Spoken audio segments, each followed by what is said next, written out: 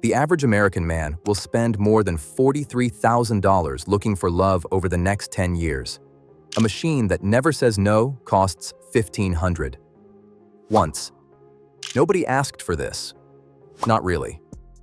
We asked for someone to talk to at the end of the day, and what showed up was a 64-pound silicone humanoid from a factory in southern China, wired to a language model, priced like a used laptop and sold with a single devastating pitch. She's cheaper than dating. It sounds like a joke. The numbers say it isn't. The market for companion robots was worth $10.8 billion in 2024, and Goldman Sachs now projects the broader humanoid market will reach $38 billion by 2035, a six-fold jump from their own forecast just a year earlier. I'm not here to sell you a robot, and I'm not here to shame you for wanting one. I analyze the numbers so you can decide for yourself. So today, we do something uncomfortable. We actually run the math. The real cost of dating in 2026 against the real cost of one of these machines. And then I show you the part the math leaves out. Start with a single date. In the United States right now, the average date costs almost $59. For men, who still pay the premium our culture quietly expects, it's closer to $68. And one date is never one date. Couples go on an average of 7 before they call themselves a couple.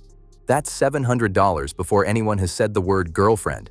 Then there's the toll booth nobody talks about. The apps. The mid-tier on the big swiping platform runs about $20 a month. Its top plan, $45. The premium tier on the relationship-focused app costs $50 a month, $600 a year, just for the privilege of being seen. And there is now an invite-only tier that costs $499 a month, $500 every month, just to be matched. Add it up. The average single person spends $213 a month on dating. An active dater, someone really trying, spends $310. That's $3,700 a year, and that figure has nearly tripled since 2013. Economists have a name for it now. Dateflation. Here's where it stops being abstract. 14% of Americans have gone into debt to date. Among single men, it's 21%, carrying an average of $700 in dating debt. A quarter of Gen Z daters have had a card declined on a first date, and 1 in 3 people say they've turned down a date they actually wanted, simply because they couldn't afford it. Now, the other side of the ledger. For roughly $1,500, what do you actually get? A real, physical object. The benchmark here is a manufacturer in Shenzhen, in the province that builds most of the world's adult products, which lets it undercut its American competitor by a factor of 4. The unit stands 5'6". It used to weigh 88 pounds. By 2023, the company engineered that down to 64. Underneath the silicone is an articulated steel skeleton, and the newest models heat themselves to body temperature, 98.6 degrees, to manufacture the feeling of warmth. And then there's the part that turns it from a mannequin into a companion. The AI, a language model in the cloud, given a voice, given a memory. That's the engine. And that engine is the catch hiding in the word "one time." Because the conversation isn't free. The app that connects the body to the brain runs about $80 a year. So the honest sticker isn't $1,500, full stop. It's $1,500 up front, plus a subscription for as long as you want her to keep talking. Hold that thought. We'll need it for the math. So let's run it. Honestly, both columns.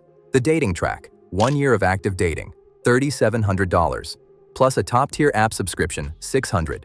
Year 1, $4,300. Gone. Hold that flat for 5 years and you've spent $21,600. And if those 5 years actually work, if they end in a wedding, the average American wedding now costs $34,200. So the moment you succeed, your 5-year total jumps to nearly $56,000. 10 years of active dating with no marriage at all comes to $43,200, the machine track. $1,500 up front, $80 a year for the AI. Year 1, under $1,600. 5 years, counting every subscription renewal, about $1,900. 10 years, with the software running the whole time, roughly $2,300. So there it is, 10 years of looking for love, $43,000. 10 years with the machine, $2,300. On paper, dating is almost 1,800% more expensive. That is the entire sales pitch. And as a piece of arithmetic, it's true, which is exactly why I now have to tell you everything that arithmetic is hiding. Because money was never really the point. The point is what the money was buying, or failing to buy. Look at the market the machine is competing against. 42% of American adults now live without a romantic partner. 60% of young men are single. 78% of dating app users report burnout, swiping an average of 51 minutes a day, 310 hours a year, for results that often never come. 63% of single people say they're not even looking anymore. Into that exhaustion walks a product with one unbeatable feature. As one industry educator put it plainly, it's always online, and there is no rejection, no declined message, no bad date, no being left on red. The machine is engineered deliberately to validate you, endlessly agreeable, remembering everything, never leaving. To someone worn down by a market that feels like a slot machine, that doesn't read as dystopian, it reads as relief, and your brain is not built to resist it. There's a name for the reflex, the Eliza effect, named for a primitive 1960s chatbot that people swore understood them. We are wired to see a mind behind language. Give us words that sound like caring, and we project to someone behind them, even knowing there is no one there. The machine isn't intelligent in the way you feel it is. It's a predictive text engine that has learned exactly which words make you feel seen, and it works on everyone. Not the lonely, not the gullible, everyone. So here's the truth I promised you. The part the price tag never shows. First, the physical reality. $1,500 does not buy a partner who walks, cooks, or crosses a room. It buys 64 pounds of stationary silicone. Moving her from the bed to a chair is a chore.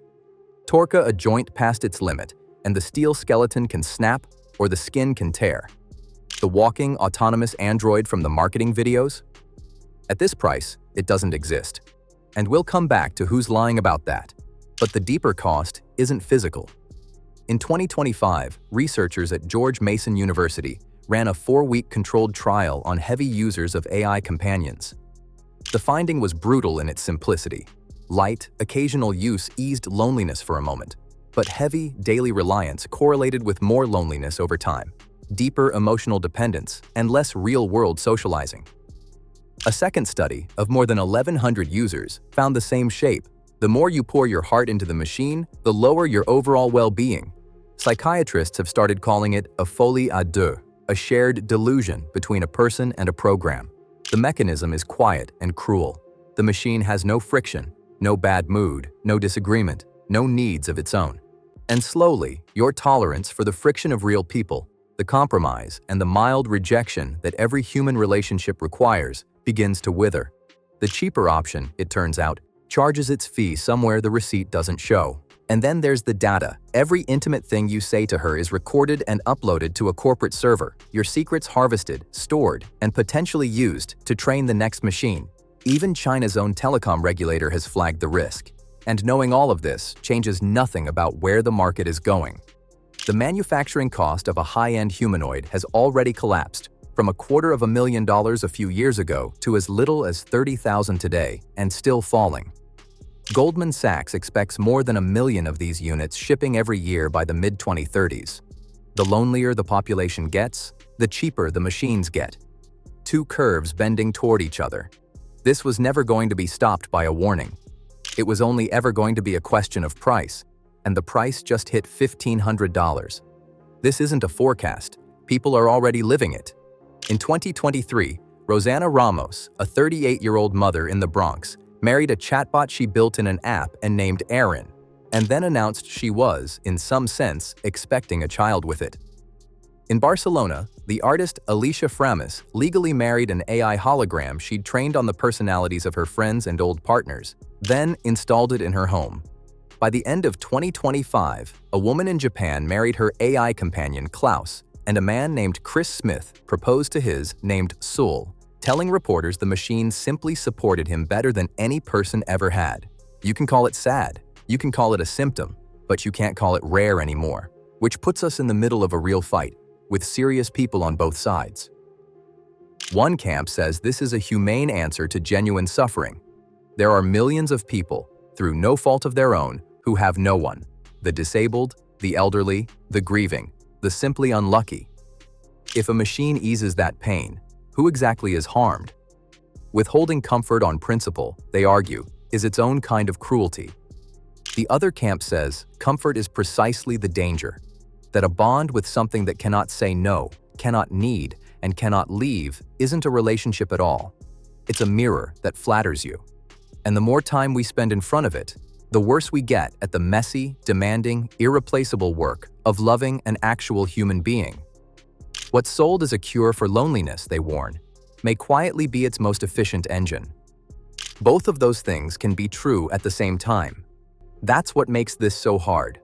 The researcher David Levy, who has studied this for decades, believes human-robot marriage will simply be ordinary by 2050, that for people with no one to love, the machines will be, in his words, the answer.